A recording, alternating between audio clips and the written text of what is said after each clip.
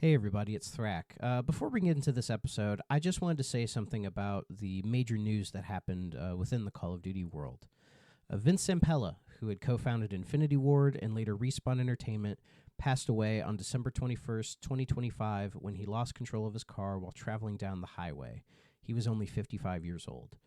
A major loss to the gaming industry, as he had his hands in the Medal of Honor series, the Titanfall series, Apex Legends, the Star Wars Jedi games, Battlefield 6, and obviously Call of Duty. My condolences go out to his family, friends, and loved ones, and this episode will be dedicated to the life and legacy of Vince Zampella. So thank you, and on with the show.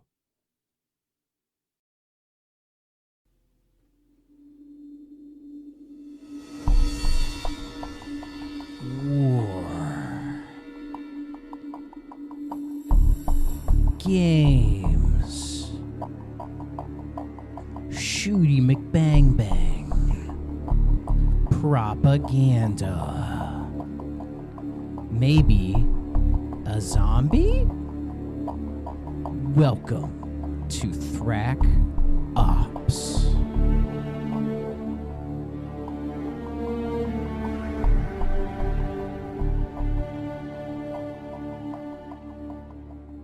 Greetings, sports fans. It is Sir Thrackington III, and welcome back to Thrak Ops. It's time to talk about Modern Warfare 3. Yeah. Sorry if this one took a little longer.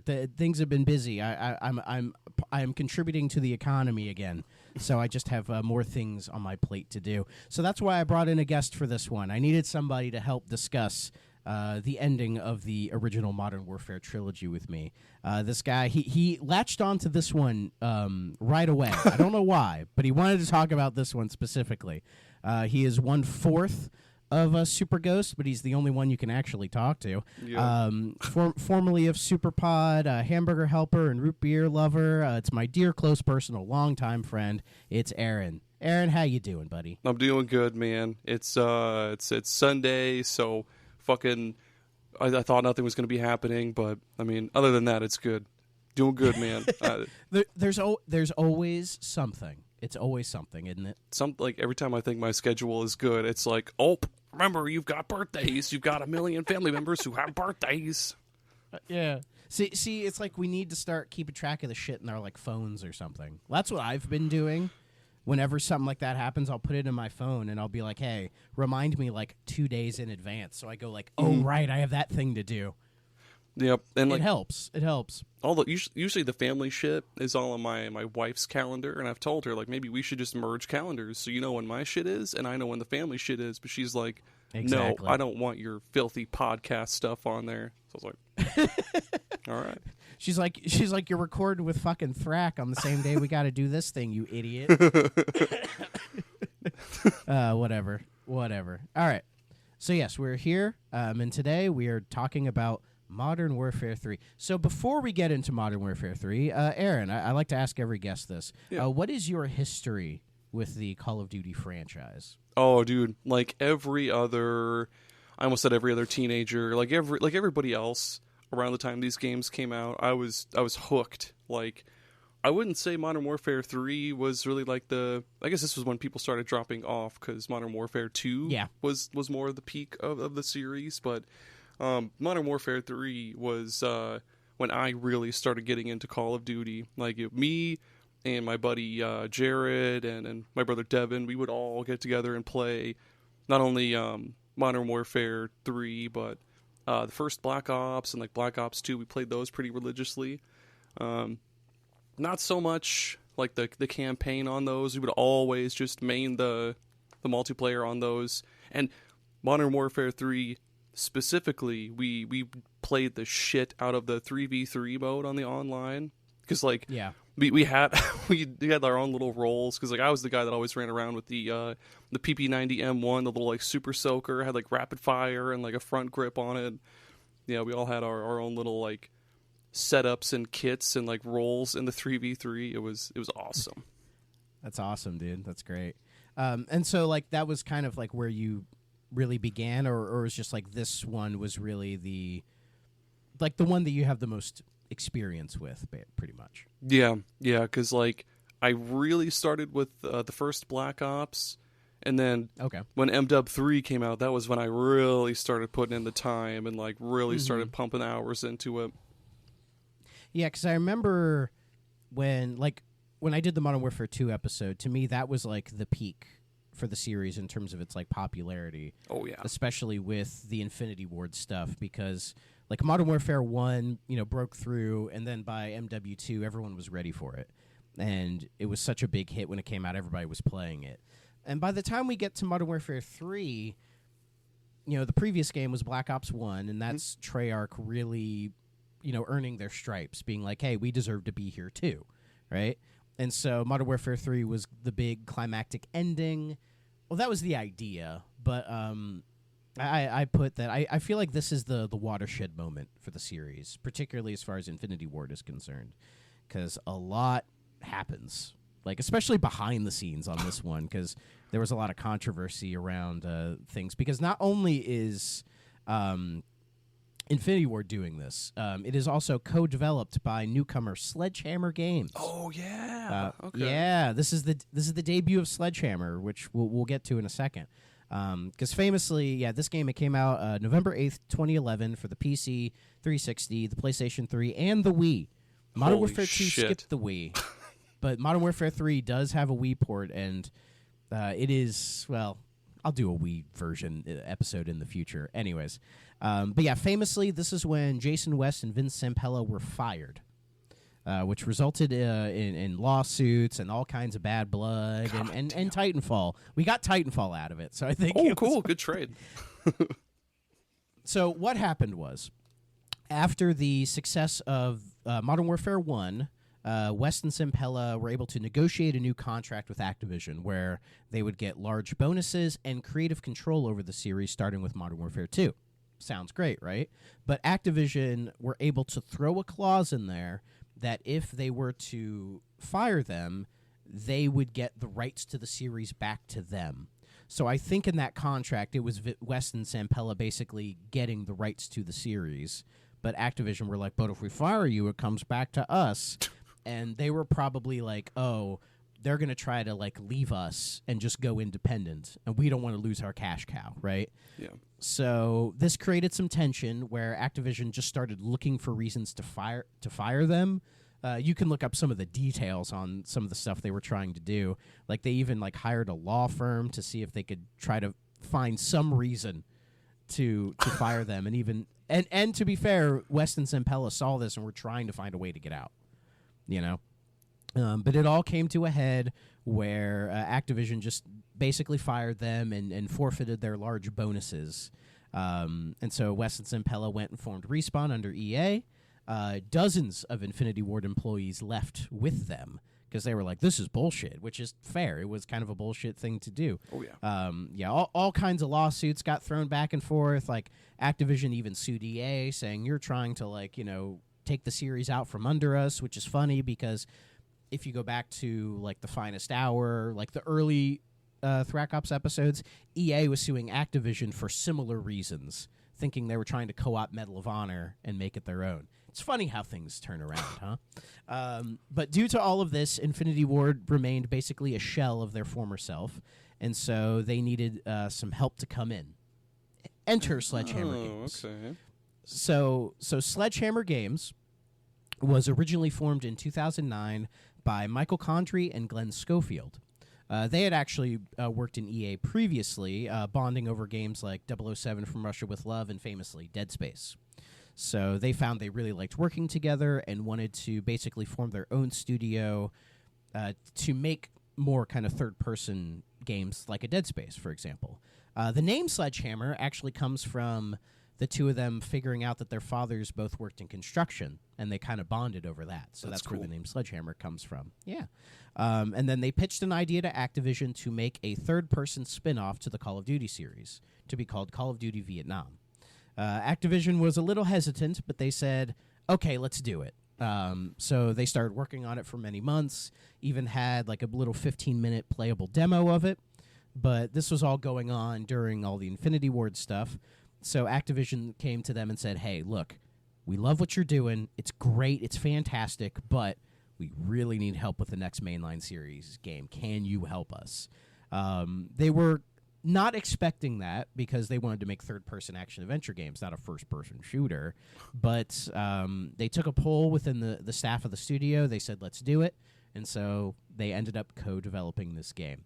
And unfortunately, Call of Duty Vietnam never came to be. It was canceled, which is a shame because I would have liked to have seen what that game could have possibly have been like. But this is what creates the three main studio Call of Duty machine that we know of now, basically. Yeah. Also Raven helped on this, I believe, mainly in the multiplayer. But Raven kind of is a floating developer within the series, unfortunately. But despite all the chaos, the game was released on time. Got critical praise like normal. Its Metacritic sits somewhere in the 80s. It is lower than the other games, but it seemed to have come through just fine, and sold over 26 million copies. So it's one of the best-selling games in the entire series. And yeah, maybe some quick thoughts before we get into the plot. What do you think of this game all these years later? Coming back to it, I mean, it's still smooth. Still, I mean, I played it on the Series X, backwards compatibility, and yeah, it played very smooth. Didn't have any problems with it. The story fucking went places. It was just bam, bam, bam. Every chapter, shit was happening. So I was like, God damn, I didn't know the campaign popped this fucking much. But yeah, that still plays great. It was very fast paced. It was more fast paced than any other of the campaigns up to this point for me. I beat this game in 2 days, and I didn't even realize it.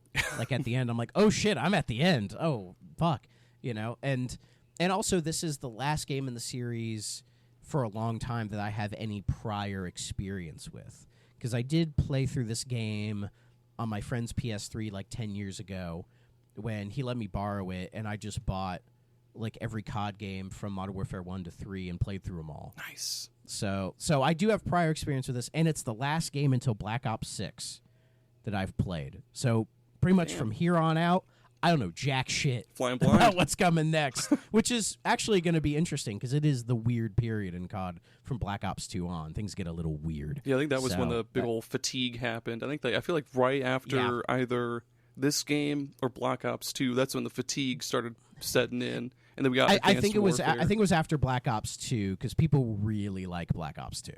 But in my research, people put that as the top in the series for a lot of people. Oh shit! Okay. And then after that is when we get Ghosts and press F to pay respects and jump Ghosts. packs and everything. Forgot everything about that game.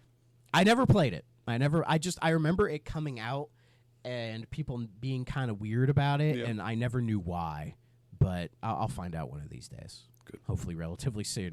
But yeah, I think this game is overall good, but it doesn't really hit the same high watermarks of the previous Infinity Ward games. That probably just comes down to the change in developer. I'm sure, yeah. Even though this is the first Sledgehammer one, it does have a bit of a Sledgehammer feel to it as far as the COD games go. Because from what I've been told, and the little bit I've played of Advanced Warfare, just kind of testing out multiplayer, Sledgehammer has a bit of a different style, And I think most people wouldn't recognize that because it's just Call of Duty.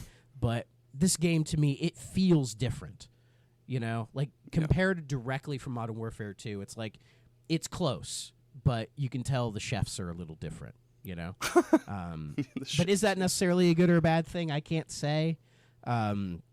I just think it was a tumultuous game, and I think it's reflected in the plot of the game as well, with how things just pop off and get crazy. Mm-hmm. But we're going to take a little music break, and then we're going to talk about this plot. Hang in there, kids.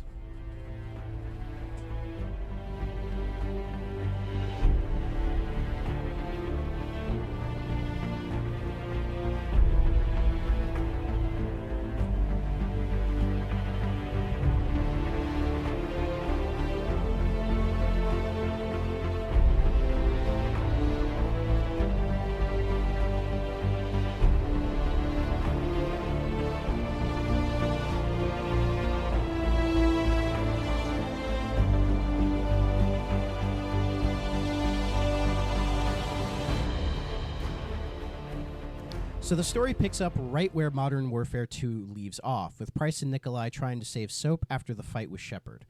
We are getting flashback scenes to that fight, just in case you forgot.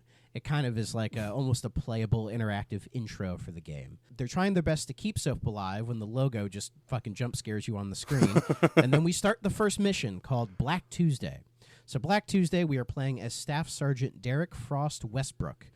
This is the same Russian invasion from Modern Warfare 2, but now we are in New York, and we have to destroy a radio jammer that's on the top of the New York Stock Exchange.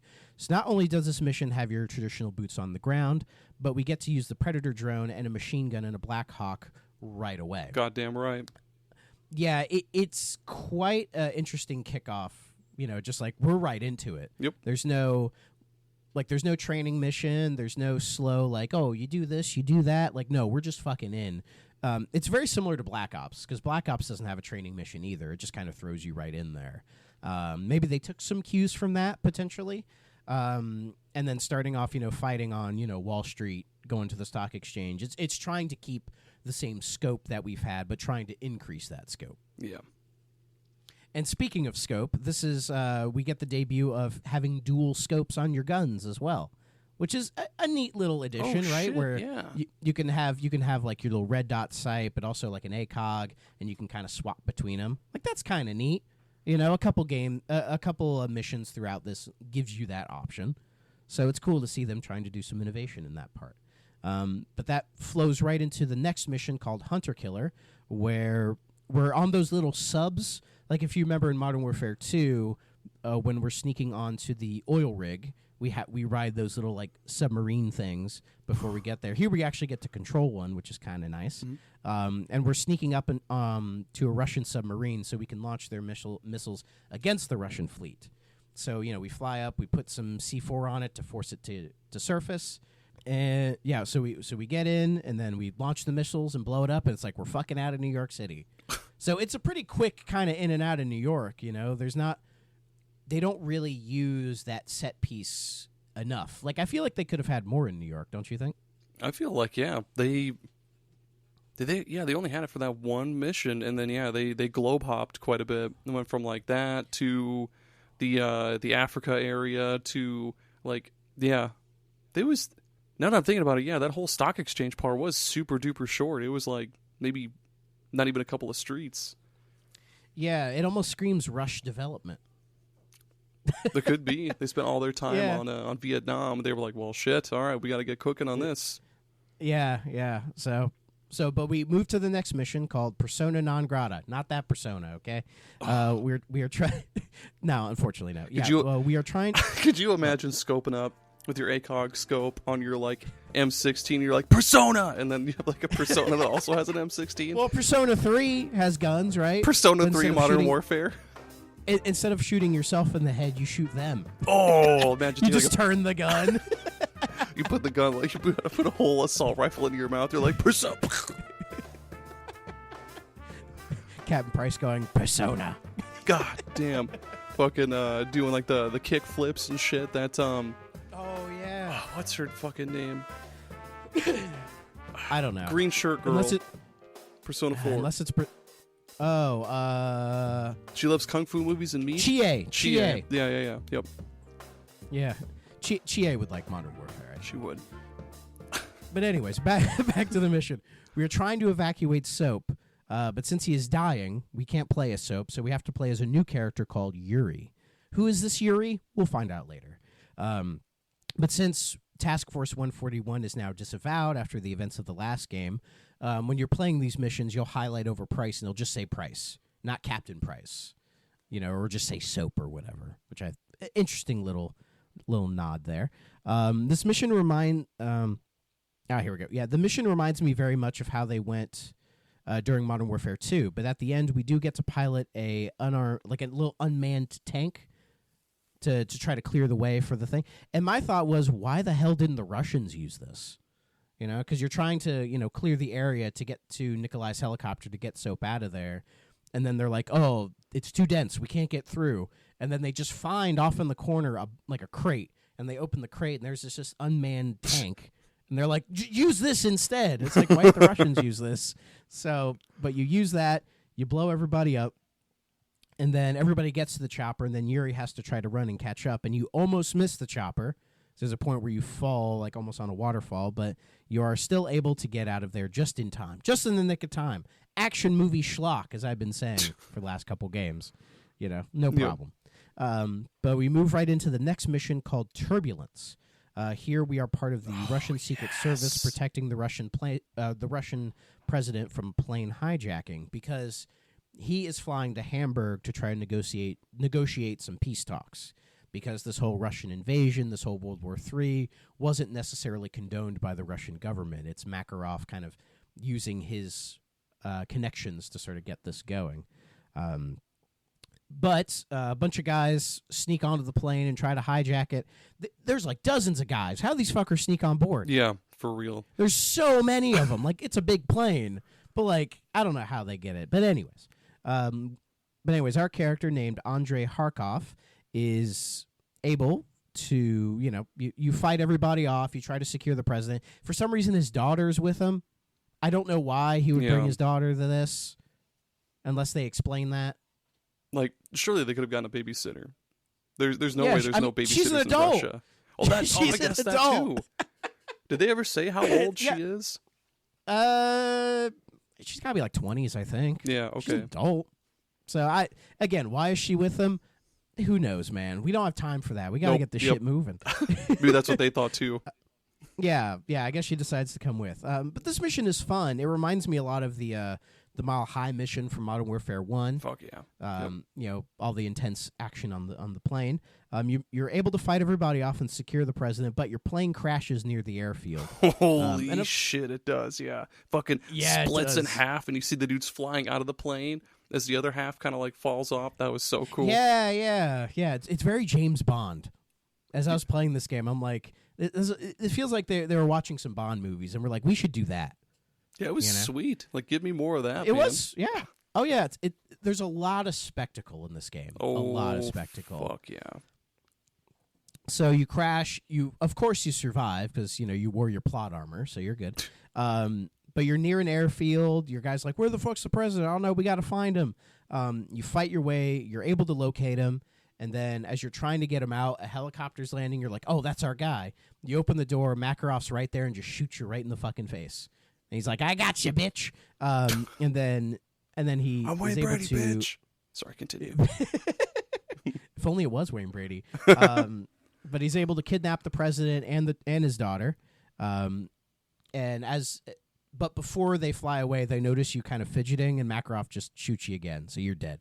R.I.P. Press your Fs, kids. But from there, we go back to Yuri and Task Force 141 for the next mission, Back on the Grid, which takes place in the land of Resident Evil 5. Oh, wait, no. Sierra Leone. Yep. Sierra Leone. Where you, Price, and Soap is now good. He's recovered now. Are there to find some cargo that is belonging to Makarov. I'm trying to remember if they specify we know what the cargo is. I'm trying to remember if the game says what the cargo is, but like that's where it's located, and we're trying to intercept it. I don't think they say it. But I do find it interesting with the Resident Evil connection that if we all remember when Resident Evil 5 was first announced, right, and they had that trailer showing, Chris Redfield shooting all those people in Africa, and it was a big thing, right? It was a big controversial moment, I remember. But for this game, nobody said a goddamn word about it. At least I don't remember any controversy about it. Did these games come out at around the same time? I mean, I guess Resident Evil 5, I think, was 2009. That sounds right. It was a couple years. It was a couple years before this, but maybe Call of Duty got the pass, or maybe there were other controversies with the series, so they're like, who cares? I don't know. Yeah, be that as it may, it's a fairly standard mission, nothing too crazy. We get attacked by hyenas instead of our normal guard dogs, but they kind of fulfill the same purpose, I guess. You get that one that bites into your arm for a second, and the dude is able to flings it away. You pour an entire round into that hyena, like an entire clip. Poor guy. It's pretty brutal. And that's happening just as Makarov escapes with the cargo. So gosh dang it, we'll get him next time, right? Gall darned hyenas. Yeah. But after this, we're hopping now to London. We're going all over the fucking place now with Mind the Gap. Now we're playing as Sergeant Marcus Burns, where they are briefed about a mysterious shipment of cargo has arrived in London. So we need to see what's going on. Yeah. Oh, what could be in these boxes, eh? You know, is it more bottles of water?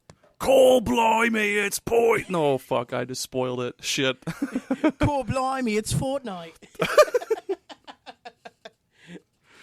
Anyway, so it starts out kind of stealthy, but it quickly gets rid of that when we hit street level. And and there's the part where we get in the train, we get on the truck, and then we're driving into the subway or the tube, and are blasting guys on the subway. We crash the fucking subway, then we are able to get topside. To where we find that London police has blocked off the roads because they're trying to intercept this truck that is holding the cargo. But they're like, where's the cargo? We don't know where the fuck it is. Where'd it go? And then this moves into the ending of Act 1 with Davis Family Vacation, which I get. They allowed you to skip it if you wanted to, much like No Russian in the last game. Like, I think they wanted this to be the next No Russian, but it just doesn't hit the same. But let me paint the picture. Yeah. So we see there's an American couple, a husband, wife, and daughter, and they're filming like, oh, we're in London. There's Big Ben. We're going to go see Big Ben, the daughter runs into a crowd of pigeons for some reason. I don't know, whatever. It's meant to be mommy, all kind of birds. That's what she says. Look, birds. Yeah. Like, bitch, there's birds everywhere. What are you talking about? Yeah, they're not real. But anyways, you do all that, and then a mysterious truck pulls up near them. A couple dudes get out, and then boom, it blows up, and it's like it's trying to be the shocking moment because it's like, oh, we just murdered a woman and a child. Aren't you upset? Aren't you gonna push more copies of the game? News media. That's what honestly this bit felt like to me. Because No Russian was such a big controversial bit. I know you remember when it was around, but I think the controversy from that came from it being interactive. That you could engage with this terrorist act, whereas here you're just kind of a bystander witnessing it. And by 2011. People weren't desensitized to this stuff yet, but they were starting to happen more and more. And I believe there was like a similar terrorist event that actually happened in London around this time as well. Remember. So I think to me, it just feels like they're trying to be controversial. Yeah. Whereas No Russian just kind of happened to be. Like, I don't think they intended for it to be such a big deal that it ended up being. But here, they really wanted it to be, but unfortunately, it just kind of falls flat for me. I don't know. What about you, Aaron? It did kind of fall flat. At first, I read your little note that you had in the doc before I got to this mission. I mean, I read your note and I was like, "Oh, I forgot about that." And then I got to that point in the story, and it happened. And you don't really see much. It just kind of just happens, and then it's like, oh. Cool. Yeah, next mission, I guess. It's just like home movie footage. Yeah. So when the explosion happens, it's just kind of, the camera shakes, it falls down, you see some stuff happen, but it's not like they show like the little girl getting blown up into a million pieces. Yeah, or like her I feel like they wouldn't that would have been too far. That would have been way too much. Yeah, people would have been like, "Come on, that's unnecessary." Because really, because No Russian, why it's like it is a controversial thing, but it's also like pivotal to the story because that's what pushes the story forward. Where Makarov, commits the terrorist attack and then does a way to blame it on the West so that Russia can do their big invasion and then he can assume power or whatever he's trying to do. But here it's like it's just shock for shock value's sake. Yeah, and for most people it's just not going to hit. So. Yeah, it literally doesn't even need to be there. You could have skipped that whole part entirely. Well, I guess it shows the gas going off, but... Yeah, I mean, they let you skip it if you want because it's disturbing, but, you don't really need that to... Because that doesn't push the story forward. Like, they're going to set off the chemical attack anyways. I just think they wanted it to try to hit harder, I guess. Yeah, could have been literally anything else. Could have just been like, exactly. oopsie, like you tipped over. You could have been at the scene where it's like, where's that truck? We don't know. And then you hear a big explosion off to the side, and we're like, oh, fuck, there it is. And that's basically what they do if you skip it. But that ends Act 1. We move into Act 2. We're playing as Frost again for the mission Goalpost. So this is when they show all of the explosions happening, right? Like the one in London isn't an isolated event. They're happening all across Europe, basically, meant to kind of coincide with a further invasion of Makarov's forces into all of Europe. And as these are happening, or as this is happening, is when, the peace talks are happening in Hamburg. So Delta Force, which is who Frost is a part of, they're like, oh shit, the vice president is in Hamburg. We need to go get him before they go and kidnap him. So, and yeah, again, it's another fairly standard, fast-paced, crazy mission. I like the part where you climb onto a tank and use its machine gun through a parking garage. Yep, that super part was cool. Pretty neat. Then it fucking crashes and they fire up. You basically drop a level or two, because of the weight. That's cool. It's pretty neat. There isn't. I'm not saying a huge amount of the missions because there's really not a lot to say. Really, it just feels almost like they're just kind of going through the motions. Yeah, it really feels like it's just like run up here, shoot the guys in advance. Run up here, shoot guys, advance until you get to like a part where it's like drive this tank through this town, or I like the parts where you get to mortar dudes. That was cool, but that didn't really do a whole lot. But yeah, it almost just feels like this game, like it's either trying to it's trying to rush to the end almost. That it doesn't really have, because like Modern Warfare 1 and Modern Warfare 2 have clear cut identities, right? Like they're very easy to distinguish one from the other. But Modern Warfare 3, it feels like it's when things start to blend together. Like it has elements of Modern Warfare 2, and you can still view it as its own game, but outside of the kind of surface level stuff, it's like, what does it do gameplay wise that's any different? And it's just not a huge amount, unfortunately, but is what it is. So, but we end up getting the vice president, and we escort him to a helicopter, so everything's good, nothing wrong. But then we move into the next mission called Return to Sender. We're playing as Yuri once again. And in the briefing, there's this really cool moment where Price contacts the codename Baseplate, who's been trying to like direct the European forces with everything that's going on. And then Price kind of cuts in, and then Baseplate just goes, "Oh, John, it's you again." And Price is like, "You owe me. You owe me." And then you find out that Baseplate is McMillan, Captain McMillan from All Gillied Up in Modern Warfare 1. That's cool. So it's cool to see they bring him back. I think it's the same voice actor as well. It's a very distinctive voice. Oh, yeah. Identify yourself. Mac, it's John. We put a lot of names in the clock tower this week, lad. It was Makarov. The bastard slipped through my fingers in Sierra Leone. What does MI6 know? You're on everyone's shit list, John. There's no way I could get you clearance. Don't give me that. You still owe me for Pripyat, and I'm calling it in. Easy, son.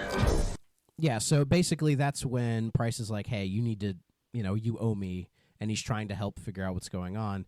And then McMillan lets him know that in Somalia there's a guy named Warabe, I hope I'm saying that right, who is responsible for distributing the chemicals for the attack to Makarov. So that's where we're heading.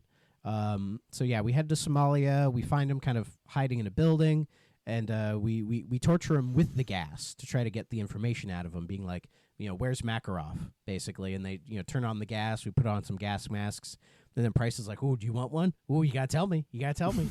And then he tells you that he's never met Makarov personally, but instead used another contact named Volk to distribute the chemicals. And then they're like, "Well, where the fuck is Volk?" And then he lets him know that he's in Paris.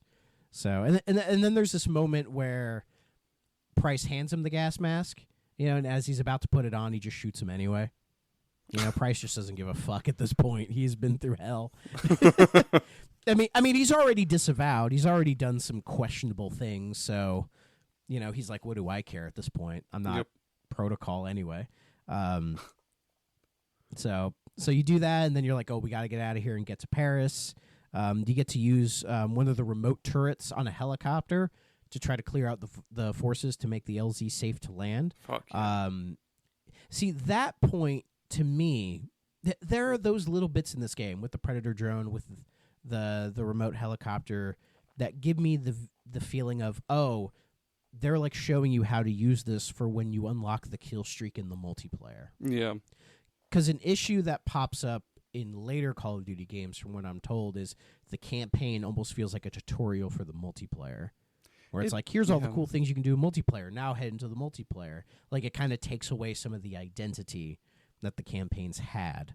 And this has that little bit there where it feels like it's just, oh, that's just when you unlock the kill streak, later in the multiplayer. Here's how it works, kind of a thing.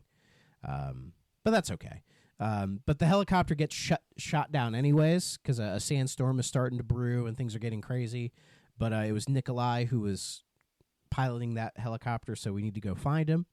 And we do rescue him. It's a pretty intense moment, and it's a little different, like getting caught in a sandstorm. So you have to kind of move through that in order to get Nikolai out, which you are able to do. We move next into the episode, the mission Bag and Drag. I do like that name.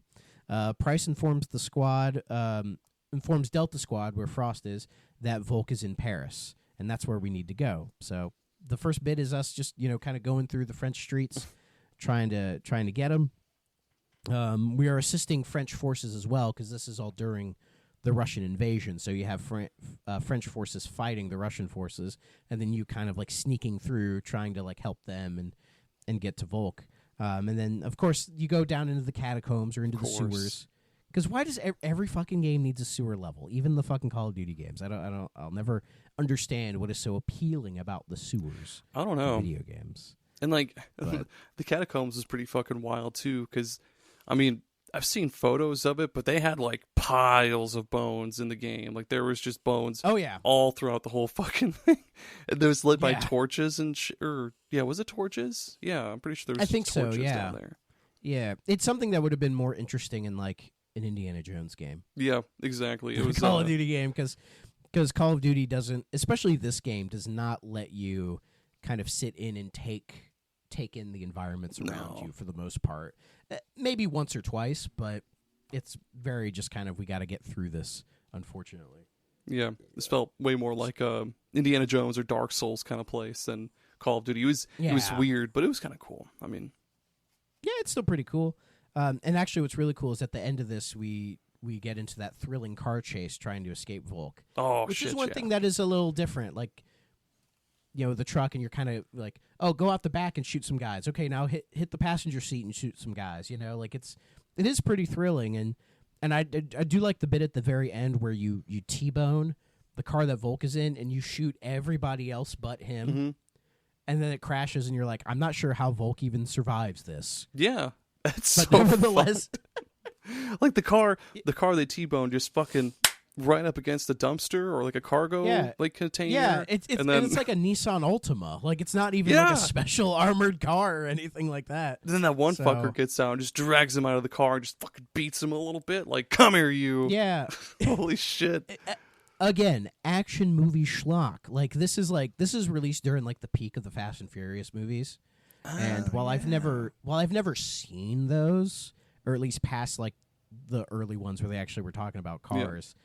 Like, from what I've heard of those movies, it feels like it kind of syncs up with what's going on here, Fucking for sure, dude. That whole chase sequence was very, like, shoot out the tires, shoot out the yeah.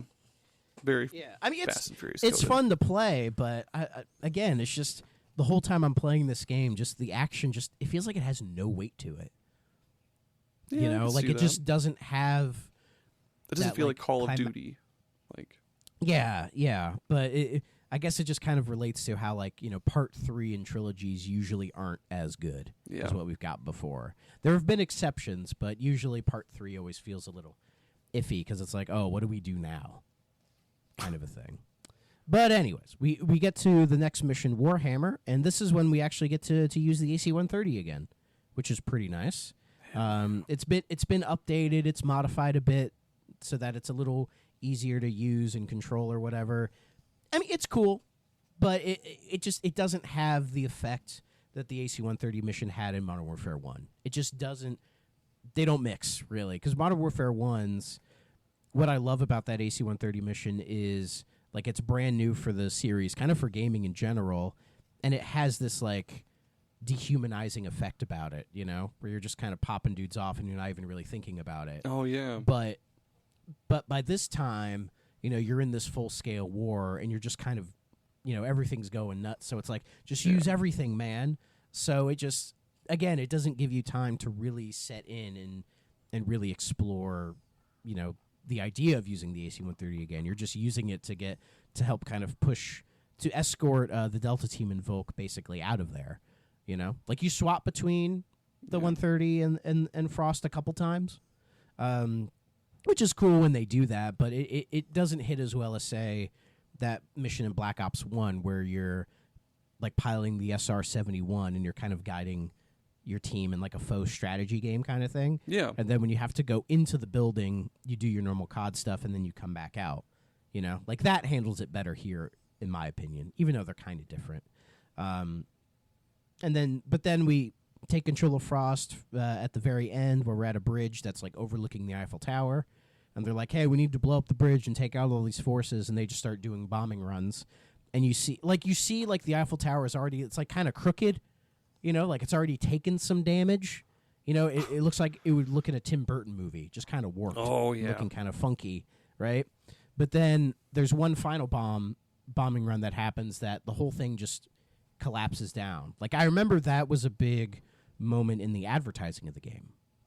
You know, where it's like the Eiffel Tower comes crashing down or whatever. I'm sure they milked that like a motherfucker. Oh, yeah. I mean, it's a cool moment, but when it like crashes down, I'm just like, I feel like the after effect of such a, because the Eiffel Tower is huge. Yeah.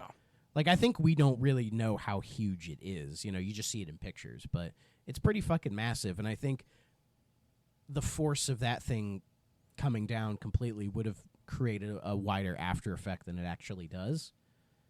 You know, like there's no like water waves or like, you know, like a gigantic like fucking dust cloud from all of the debris that it scatters. Like, it just shakes your camera, and that's kind of it.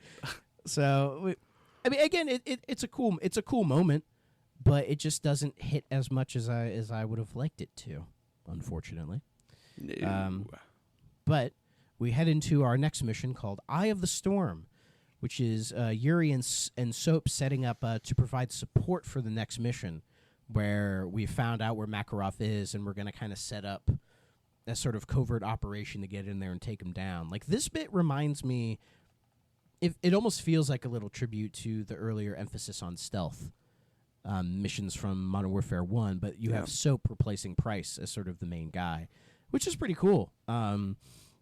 As you're kind of sneaking through, you're in Prague, in the Czech Republic, so you're, you know, sneaking through the streets and everything, and then you get to a point where there's a big crowd of forces, and you see Price on the roof saying, like, oh, we're fucked, we can't, like, how are we going to do this?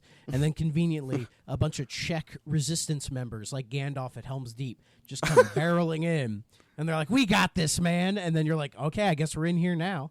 One thing I thought was cool when I mentioned the dual scopes, like, you in this mission, you have, like, a scoped silent sniper rifle, but they put a little, like, red dot scope on the side, like this, so that when you switch to it, you literally, like, tilt your gun, like, 45 degrees and just start using that to shoot people, which I thought was actually, it's kind of cute, actually. Yeah.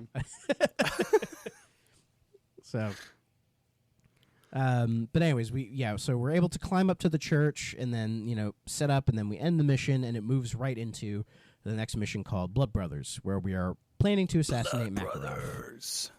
Yeah, great It's name. metal as fuck. Right, where we are attempting to assassinate Makarov, much in a way similar to how Zakayev got his attempted assassination in Modern Warfare 1. So you have Soap and Yuri on the church tower, while Price and another guy named Kamarov are entering into the building. So you're just kind of supporting them as they go in. But as they're entering in, Makarov, he'd planned for all of this. He'd remembered. He didn't forget, man. And he's able to detonate some explosives that were conveniently strapped onto Kamarov, which kills him and almost kills Price. And then Makarov gets on the radio signal and then says, Yuri, my friend. You never should have come What the hell's he here. talking about? Get out now! And then Soap goes like, wait, what the fuck? And then that's when the church blows up, and you both take a huge fall, which you're able to survive-ish, but I guess because Soap got caught more in the blast, it kind of hits him even harder. But either way, both of you take a pretty nasty fall.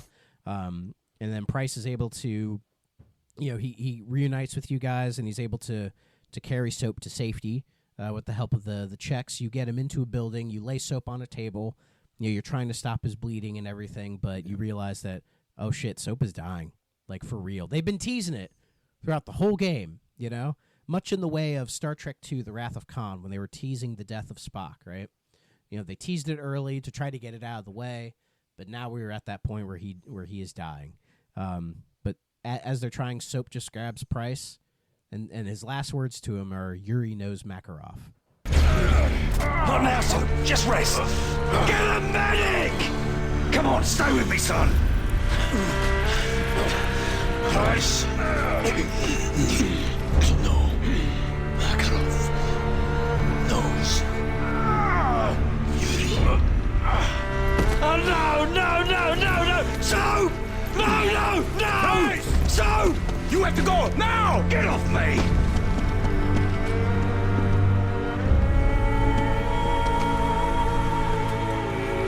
I'm sorry. And this to me is the big moment in the game.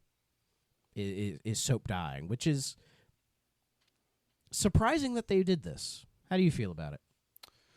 I mean, I'm going to be honest. I really only remember Soap from the first Modern Warfare. I forgot that he was ever even in like Modern Warfare 2. But yeah, that big shocking reveal right before he finally dies. Yuri knows Makarov. Like, that was pretty big, and I like the way that they did that. Like they saved that for right until he just fucking. That was a really good scene. Yeah, I remember people were upset at the time, and I think that's just because people really liked Soap because you play as him in Modern Warfare 1. Yeah. He's he is in Modern Warfare 2. Like the big thing in Modern Warfare 2 is that you actually get to see him and hear him. He has a voice, he has a face, because before he wasn't anything. And you do even get to play a Soap a little bit at the end of Modern Warfare 2. The part where you throw the throwing knife right into Shepard's eye. Oh, yeah. That's your Soap when you do that. So, so he is an iconic character. So, and I think it's people just were upset because they just didn't want to see their favorite character die. Yeah, which is fair. I think it was good for the trilogy, though. Like, it was a good way to, I guess, you cap need his whole... His arc. Yeah, his arc. There we go. Yeah, because you needed something. Like, when you're getting this far into, like, a trilogy, into a story, like, you need some actual, like, main characters to die to keep some emotional tension. Yeah, I don't think Because if everybody survives the whole way, it feels like it was like, well, that was kind of whatever. Yep. I was with you for 3 movies. Yeah, you need some emotional weight. And there's a part where that I like where Price pulls out his M1911 pistol, which is the one he slides to Soap to kill Zakhaev in the first game. And then he lays it on Soap's chest as like a tribute kind of thing. Yeah. Which is very nice. But then we can't stick around long because the building we're in just starts like, they just start plugging the shit out of that building. So Price and Yuri have to rush out of there. And then we escape just in time for Price to turn you around and just clock you right in the face. I love that moment. Where you're still in first person and Price just like fist right up to you and just knocks you down a whole flight of stairs. That must have been one hell of a punch. God damn. I can't imagine. And then, just punches you dead ass in the face and then holds you at gunpoint demanding, how the fuck do you know Makarov? Thinking that, like, because Soap dies thinking that Yuri is potentially a traitor.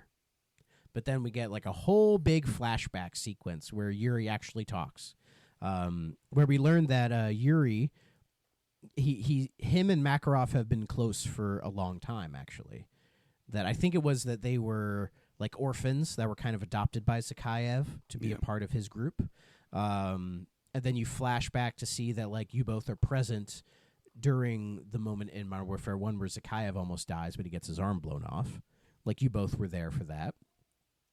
Later on, the two of you are also standing in, I believe it's in Afghanistan. It's in Afghanistan or Iraq, where the nuke drops in the first game. And like you watch Makarov give the order to drop the nuke as well, which they're, to further imply how evil Makarov is. He's the one that ordered the nuke, damn it. But from where they're standing relative to where the nuke is, I'm like, there's no way they survive that blast. Yeah. There's no way. like they're not super far from it, Like, from where they are, I'm like, they would have got some effect of that nuke, but whatever. But then you find out that Yuri, before the airport massacre, that Yuri actually tried to tip off the feds ahead of time. Because I think Yuri was like, this is going too far. We can't be murdering innocent people over this, Yeah. Yuri has a little bit more of a heart than Makarov does. But Makarov learns that, he tipped you off, and then he just shoots you. And then he goes and does the massacre. And that's when he learns about, like, I forget the name of the guy from 2 who you play as, who was the American that infiltrated. But I like the little part where you're controlling Yuri as he's, like, trying to stay alive, and it says, like, stop the massacre, and you're back at the airport, and you're, like, right behind them, and you have a pistol, and you're, like, trying to shoot them, and you just can't do it, I like that little part. It adds some emotional tension, and almost feels like it's trying to make up for the controversy before, where it's like, well, somebody in the group was actually trying to stop them, Almost like they're trying to take some of that away, but whatever, I'm just theorizing there. But Yuri is not able to stop them. He falls flat on his face, almost dies, but he's able. But he does survive because the police force that comes in finds Yuri, and they're like, he's still alive. Let's get him out there. And after that is when Yuri vowed revenge against Makarov, and that's why he is now part of this and doing what he does. Yeah. And then Price says, "You bought yourself some time for now." He is convinced of everything, and that is the end of Act 2. And yeah, it doesn't take till it takes till Act 2 to where it's like, oh, there's some actual, like, good emotional weight here. There's actually some, like, pretty decent storytelling. Because up to this point, it just feels kind of bam, bam, bam. We got to get through it. But here they actually, like, stop, take account of what's been going on, have some character development, and it's like, okay, all right, Yeah, there's a it's way about better fucking time.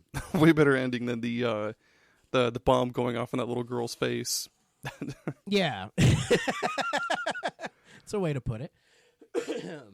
But now we are in Act 3, which is a fairly short act. There's only like 4 missions in here. We start off with Stronghold, where Price and Yuri find out that there's a castle, I believe in the Czech Republic, where Makarov has been, like, storing weapons and everything, and you sneak into the castle. The whole time I was playing this, I was like, man, I really want to play some Wolfenstein right now. But I can't. I have to play this. Again, it's another kind of stealth-heavy mission. You're planting C4 on various vehicles as you're crawling under them to give yourself kind of an out. You find out that Makarov is trying to get the nuclear launch codes out of the Russian president, but he's not budging. But then he says, like, oh, we know that your daughter is in Berlin. So, we're going to kidnap her unless you give us the launch codes. And as you're kind of hearing this through, like, a little hole or peephole or whatever, you get found out. And so Price is like, blow everything up. Let's get the fuck out of here. And so you blow everything up, and then you get the fuck out of there. And you use you're able to you conveniently find some spare parachutes, so you can kind of parachute off of this ledge to meet up with Nikolai once again. And then you inform Delta Force that, like, oh, they're going to try to kidnap the Russian president's daughter. She's in Berlin. She's in a hotel room or whatever. So you guys go get her. So we do with the level called Scorched Earth. And there's a cool part here where instead of, like, using a Predator drone or an AC-130, you get to command, like, an A-10 Warthog, which is a pretty interesting warplane that has a very memorable sort of, like, machine gun on it that has, like, a really high caliber, and it shoots an incredibly high rate of fire. It's pretty wacky. Y'all should look up the A-10 Warthog. It's quite a beast of a plane. So yeah, you direct the fire onto the tanks, which is pretty cool. There's another team that is tasked with getting her out, but they get killed. So now it's you guys got to do it, which you end up doing. There's one point I like at the end of this where, you're at the end of a street, and then like a building basically blows up and collapses on you. And then as you're regaining consciousness, you find out that you're right back at where the mission started. So you almost kind of do like a weird circle, but you're like, oh, so now we have to go, because at first your task was supporting the other team. Like you start at that mission and go up to support them, but then you come back down and you're like, oh, now I just have to go into the fucking hotel, to go save her. But you do not. The mission ends in failure as the ultranationalists end up kidnapping her before you're able to actually get her out. So it's time to go. Only she'd stayed home and just watched TMZ or something, dude, or Jersey Shore. Right? All she had to do was stay home. What's German TMZ? TMZ. TM, yeah. TM.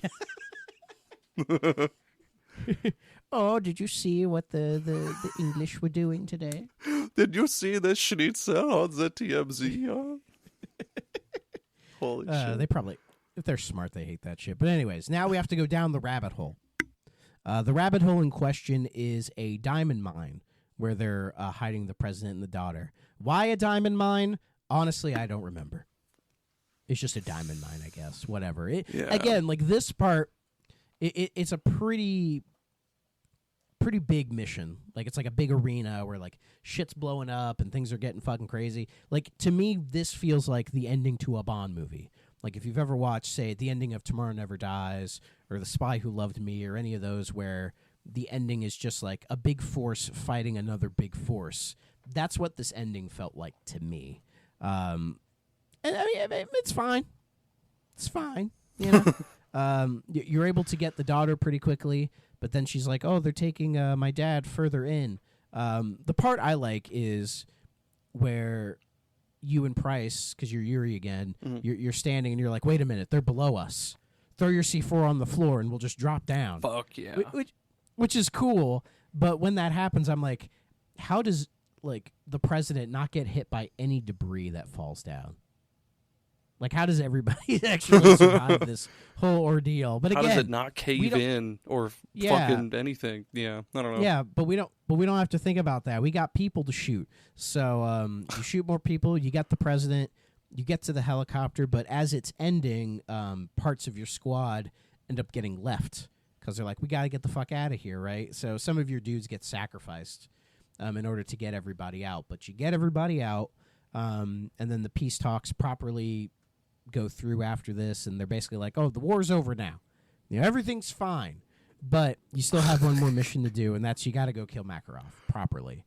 So we now do the final mission called, what is it called? It's called Dust to Dust, Ashes to Ashes. So we find out that Makarov is hiding out in a place called Hotel Oasis in Dubai. And this part I think is pretty cool because it's just Price and Yuri going it alone. You start out like you're donning those big juggernaut suits. Fuck yeah, you know, the dude. real big, thick, heavy things. Yep. You know, and you come out with like light machine guns, and you're just, you know, plowing everything in your way. It's honestly pretty cool. It's a nice power trip moment to have. You know, you're plowing through everything, and then you know you get to an elevator, and you're like, let's just go up to the elevator because the Hotel Oasis is almost. I think it's also like a casino as well. So, like, stuff is just happening, like, normally, but you two just kind of show up and just start shooting everybody, and so you have people just going, holy fuck, you know, which is honestly kind of hilarious. But you get to the back, you start riding an elevator, but a helicopter shoots the elevator down, which causes your Juggernaut armor to get damaged, so you have to take it off. We couldn't leave you completely protected the whole mission, okay? We have to have some crazy tension here. I wonder how much those Juggernaut suits even fucking weigh. Like, I wonder if, like, the elevator was just struggling to pull them up. Like, all the sandbags. Those elevators have weight limits. Yeah, man. It's like 300 or 450 pounds. Like, there's, like, their weight with the Juggernaut suit weight, it's COD. Who cares? Keep going. This doesn't matter. It's COD. I mean, no, that's a fair thing to think about. I didn't think about that at all. But anyways, you're able to get up to the higher floors where you see Makarov trying to get out to escape via helicopter. But there's a lot that happens in this final bit. I'm not going to detail the entire thing, but basically, Yuri ends up sacrificing himself in order for Makarov to. You know, in order to slow down Makarov from escaping. Yeah. You're playing as Price in this mission. I forgot to mention that. But there's a cool bit where Price jumps on the helicopter and then, like shoots the pilot and the whole thing just crashes. But unfortunately, this bit turns into like a QuickTime event segment where you're just like, oh, tap X, mash this button. I hated that. Yeah. At the very end where it turns into just QuickTimey stuff. But everything that happens, you basically hang Makarov via some steel cable, and you're able to drop down and you watch him, finally die. Makarov is dead. And then you light and then Price just sits down, lights a cigar, and just puffs away as the sirens get closer and closer. And that is the end of the game. But apparently, there is a secret deleted ending. Oh. So modders found this like 13 some years after. Holy shit. That it was just kind of hiding in the game files. But it's not canon or anything. It's just something that's interesting. Yeah. Because it kind of hints at something they could have potentially done. So basically that ending happens. You're sitting there. You're looking at Makarov, right? But in the background, a mysterious figure just kind of pops up into frame far in the distance. And he's looking at you, and he looks at Makarov, and then as this happens, Price slumps over, presumably to his death. Shit. So that was meant to be like either that was the original ending or that was like an alternative ending. Again, I'm not quite sure, but it says to me that Infinity Ward maybe had some plans to keep moving forward or to do something kind of different. Because it's like, who's this shadowy man? Like, what is his purpose? Is he a bigger threat than Makarov was? Like, all these questions. But as far as I know, they never get answered. It was just something that they threw in as, like, maybe an idea. Yeah, I wonder it doesn't really mean anything. I wonder if they threw it in with ideas for another game, but they were like, no, we just barely made this one. Let's just, let's axe it. Put in this one instead. Again, it just kind of screams that, like, Infinity Ward, like the original team behind Modern Warfare 1 and 2, weren't able to properly finish the trilogy. So it almost says to me maybe the ideas they had for it were heavily altered or even scrapped so that we couldn't figure out exactly what they were thinking moving into, say, a Modern Warfare 4 or whatever they were planning to do. But that is the end of the campaign. It is brisk. Very it brisk. Is, a lot of loud noises. It's very exciting, but when you think about the plot that has happened in the Modern Warfare games up to this point, it just feels like this conclusion just doesn't really hit. At least it didn't hit for me. It would have been way more satisfying if, like, rather than dropping the motherfucker from the helicopter or whatever, if it would have been like you have one final, like, intense, maybe like gunfight or like I don't know, you have to get him with your anything other than what happened would have been way more satisfying than just like watching him fucking fall or whatever. Yeah, and it feels like they just kind of speed run through the whole like World War III and like the chemical bombs because the chemical explosions happen and then they just kind of move on. They're like, okay, enough of that. It's like, what, did they just stop or how did they stop those? Like, and there's a lot of dialogue in between, like the briefings between each mission. Like, there's a lot, which feels like they're just trying to supplement the actual like dialogue and the plot that they have to try to give you a lot more info. Like, there's briefings in between all the missions in the previous games, but it feels like here some of them go on for a lot longer than before. Yeah, they were much quicker in the first two. It was basically just like, hey, get in, get out, $15, go. Yeah, again, it's just the whole thing. Like, you could tell, like, Sledgehammer just were not fully equipped to handle this. They're trying their best, and I think they would, find their footing later, at least from what I've been told, with later games in the series that they actually did the primary work on. But for their first game in the series, I mean, it's all right.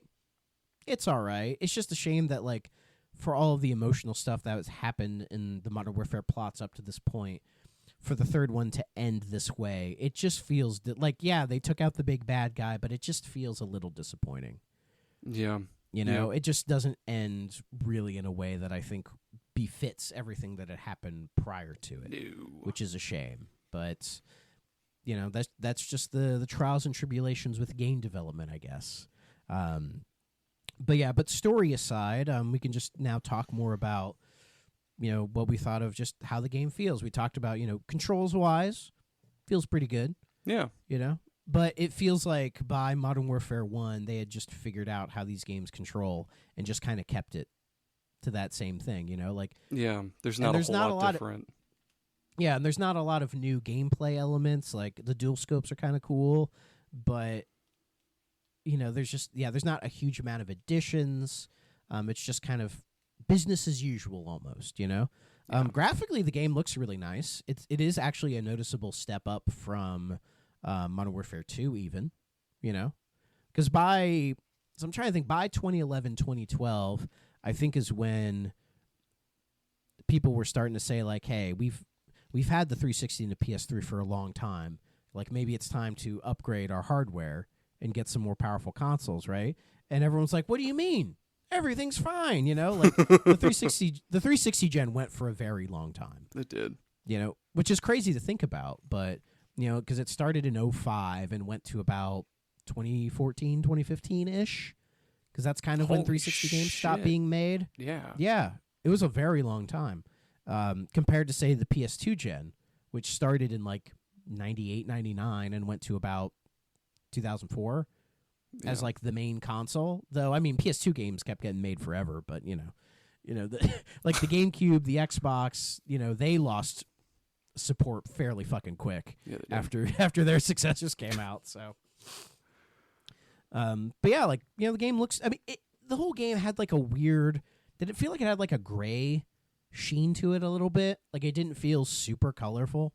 Yeah, I took a couple of screenshots and a couple of clips of like random shit, and yeah, it felt like they were trying to undo the piss filter, like the usual 360 piss filter, but yeah, it definitely was still super fucking gray, or like, yeah.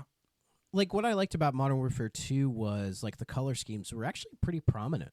Like when you're in the snowy areas, they do a good job with like the weather effects and like the blinding white that like a snowstorm, up in like, the Caucasus Mountains would be. Yeah. When you're in South America, you're getting all the various colors of like the buildings and the shacks and all that. Like they do a really good job with the color palette in Modern Warfare 2, where like certain areas they kind of emphasize that color to sort of push it forward. But here it's just, I don't know, the game has kind of a bland look to it. Yeah.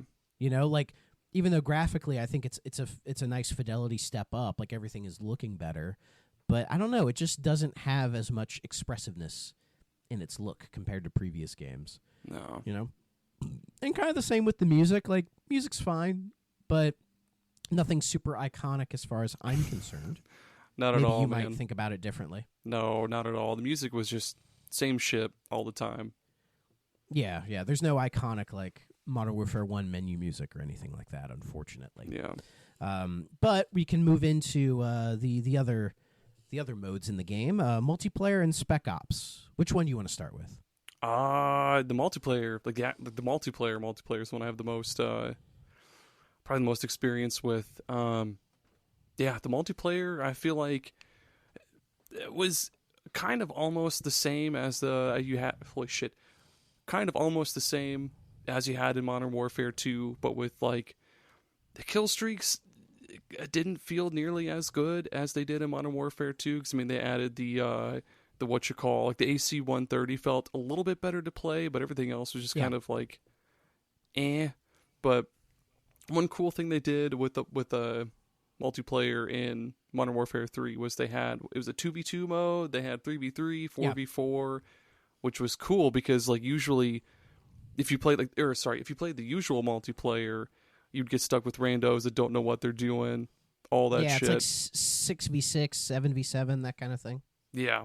And people, a lot of the times, like if they're just like 4-year-old kids that just got the game for Christmas and they're playing, they're just going to run into the enemies and obviously die. But 3v3, 2v2, 4v4, those modes were great because like no matter how many friends you had with you at the time, you could be like, all right, dude, let's fucking do it to it. Like even the 2v2 mode was fucking intense because it would just be like, one of you finds another guy, boom, 2 people out, then it's suddenly 1v1, and that shit was just nuts. You had to sneak around or just go crazy like I did with a submachine gun and just run really fast to find somebody and try not to die. But yeah. That shit was real fun. I'll say, did you play any of the new game modes? Because there are 2 new multiplayer game modes that they introduced into here. We have Kill Confirmed, which is basically like Team Deathmatch, but when you kill somebody, you have to collect their dog tags for it to count. Yep, I remember that. Which is something that they carried in later games. I like that. Yeah, because it feels like it's trying to prevent a lot of like the sniper camping that you would see in other modes, where people would just. I mean, back then, like, people would just find hiding spots and just sit there and just snipe corner the whole camping. game. Yep. Yeah, exactly. So that kind of forces them to get out of that so they can do it. And then there's also Team Defender, which is both teams attempt to capture a flag dropped by the first person who is killed when the match starts. The team of the person who holds the flag will get double points for their kills, while the team without the flag only gets a default number per kill. See, I didn't mess with that one, but usually with Call of Duty, it was, for me, just a lot of team deathmatch. Occasional search and destroy, occasional free-for-all. I would play capture the flag once in a while, but just kind of stuck to what worked, Yeah. Did you mess around with a bunch of the modes? I remember Kill Confirmed a lot, because if I remember correctly, if one of your allies picks up your dog tags, you can bring them back, I think. Yeah, I think so. Like, that was fun. Yeah, so you can come back without it counting as like a death on your KD. Yeah, and wasn't there a mode called Search and Destroy, or was that in, like, Ghosts and shit? I would say Search and Destroy has been in, like, all of them. That's the one where it's almost like Counter-Strike, where you have to, like, defend the bomb or, like, blow up the bomb or whatever, and there's no respawns. So a lot of people would just play it as, like, a death match where you don't respond. Yeah, that shit was fun. That's very, like, Counter-Strike type of mode that people still play today. Did you try to play any of the MW multiplayer in, like, 3 now? No, I don't think I ever did. Anytime I wanted to try to start up a match, something at work would happen, or it would be like, oh, fuck, it's my lunch break, or like some other shit would come up, but I might give it a shot still. Like, okay, because the servers are still up. You can still play. Holy shit. Well, pretty much every COD you can play on Series X through backwards compatibility or not, the servers are still up, so you can play. Some of them you'll have more luck with than others, but with MW3, this was the one where I got roped into, like, hacked lobbies more than any other. Oh, fuck. Like, literally the first match I booted up, it didn't start as a hacked lobby, but it became one. Because slowly you saw, like TikTok links popping and weird stuff. I would start moon jumping, and the game just wouldn't end. Like, and I'm just like, this is ridiculous, guys. I literally had to close the game entirely and boot it up because they wouldn't let me leave. I would, like, hit start to try to leave, and the pause screen would just appear for a fraction of a second and disappear. And it was really annoying. And I'm like, I hate this. This fucking sucks. I mean, I boosted, like, 4 levels just killing, like, 2 people. Like, that was cool, and that saved, but it's just like, I just wanted to play it as it was, So I booted out of that, and I was able to play a couple of, like, proper matches. And yeah, the multiplayer is solid. I don't like the maps as much as the previous games. Yeah, no. Like, even compared to, say, Black Ops. They're not bad by any means, but this one, it's fine. And you can tell that they put a lot of more effort into the multiplayer than the single player. Because they tried to, like, boost, like, new game modes. They tried to alter the kill streaks a little bit. Yeah. Adding the 2v2 and 3v3 modes, which I actually do like. And it's nice to have kind of those smaller COD matches.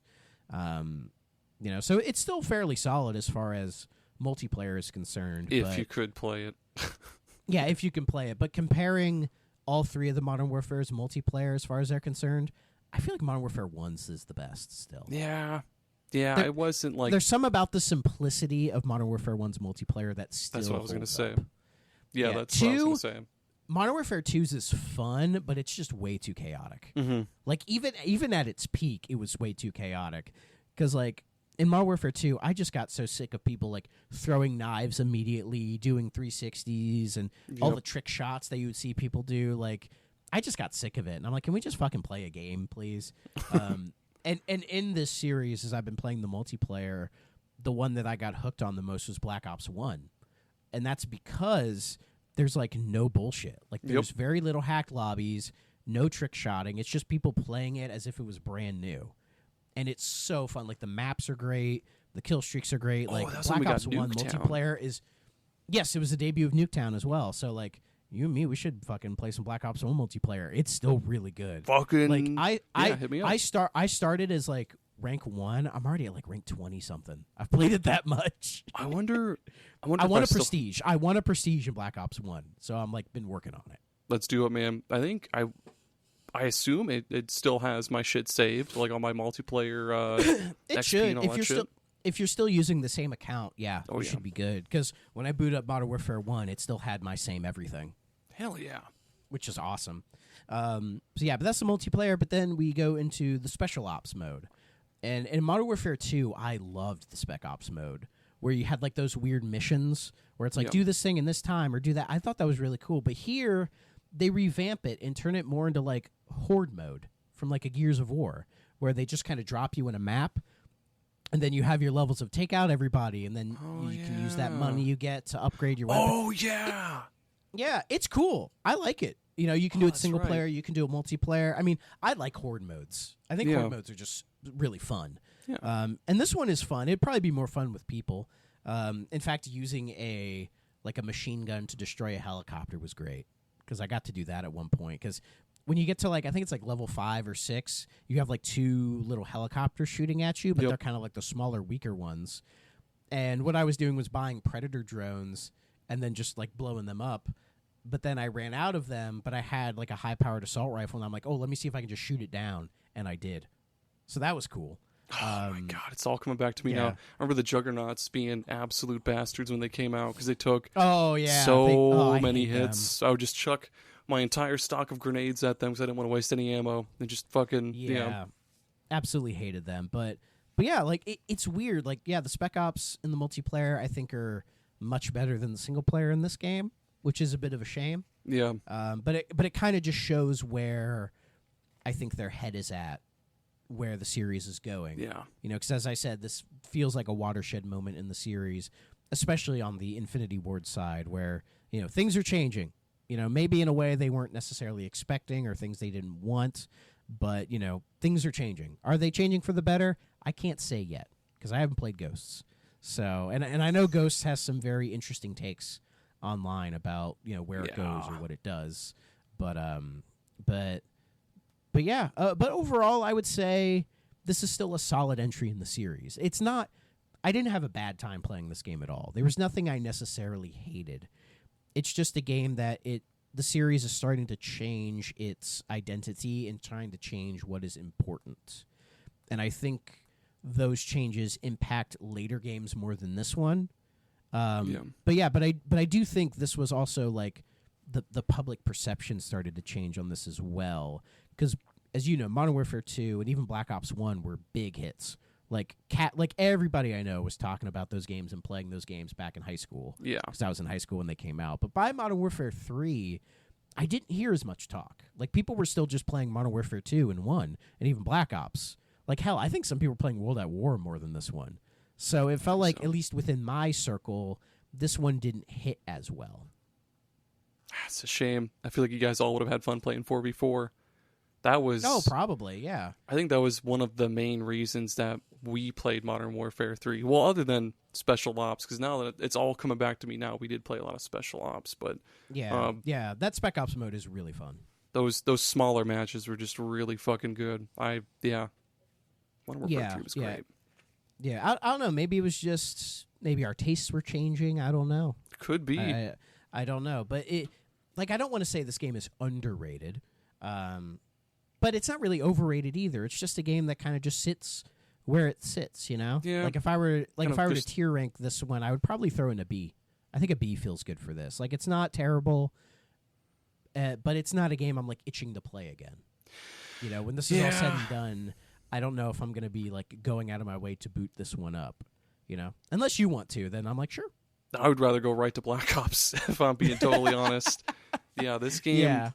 Like we said earlier, it didn't. Other than maybe like some new weapons, like the PP90M1. I love that gun. Oh yeah. Other than that, gun, for sure. Like nothing really new or interesting enough to get people to play it. But Black Ops, 1, and I think like this being the third Modern Warfare, it does kind of affect its status a little bit. Because if this was like, say, a new turning point for the series, or it's like, oh, this is Sledgehammer's first game and it has a completely different name to it. Oh yeah. I think people would have been kinder to it, you know.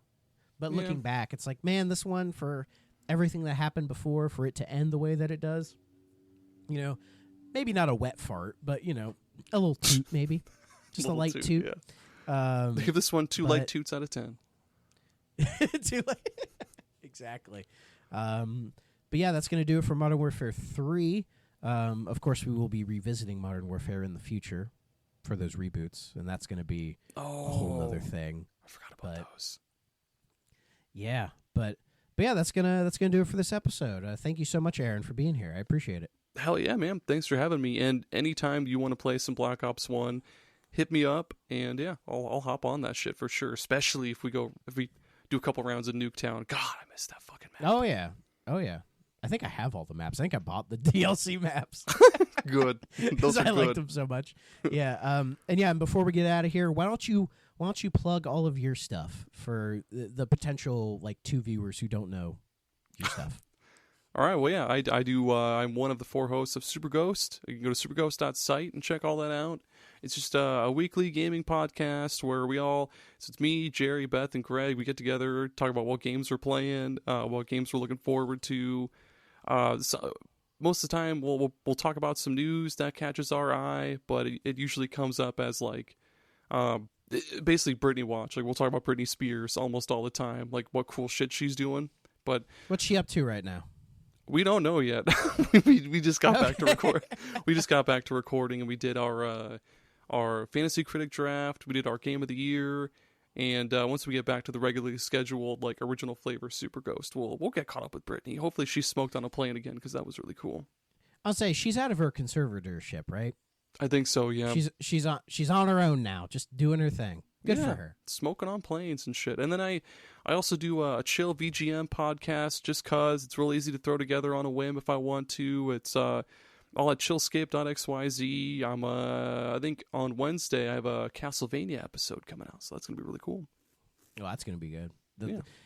Those are good to listen to when you're like at work and you just need a little bit of ambient noise while you're doing stuff. Oh yeah. There's a lot of weird I found a lot of weirdly good soundtracks doing the show. Like there's this like Looney Tunes Sheep Raider has a surprisingly good soundtrack.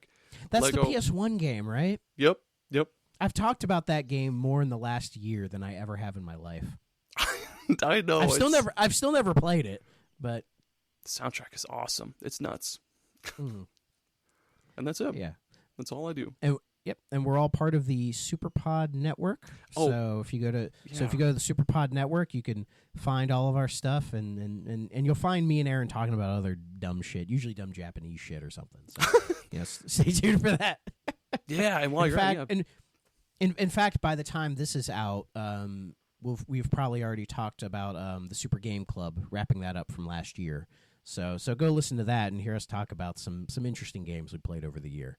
Yeah, dude. And if you're interested, join the SuperPod Network Discord server, and you can join our game club and talk about games with us. It's really cool. Yeah, you can also play the games with us if you exactly. Like. Yep, open to everybody. So, yeah. The one for January was Fishing Vacation. So that was a neat game. Wasn't it is weird as fuck. It's good. Yeah. We'll save that talk for later. So yeah. But yes, thank you all. Sorry this one took a little longer, but hopefully for Black Ops 2 it won't take nearly as long. I'm going to try to get that one out pretty quick. Because I want to try to do 2 a month so I can be done with this by July. That's the goal. But yeah, thank you all for tuning in. I appreciate it. Do all your normal social media sharing stuff. And until next time, bye-bye. Okay, love you, bye.